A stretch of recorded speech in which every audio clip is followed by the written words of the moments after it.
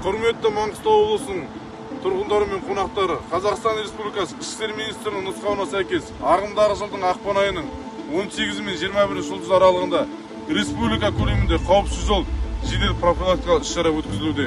Іс-шараның мақсаты жол көлік оқиғаларын алдын алу, оларды болдырмау, көлік жүргізуші арасында тәртіпті нығайту болып табылады.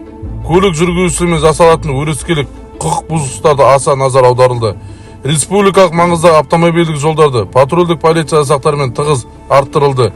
Алдағы уақытта республикалық маңыздағы автомобильдік тас жолдардың қауіпті аймақтары дрон аппаратымен бақылауға алынатынын ескертеміз.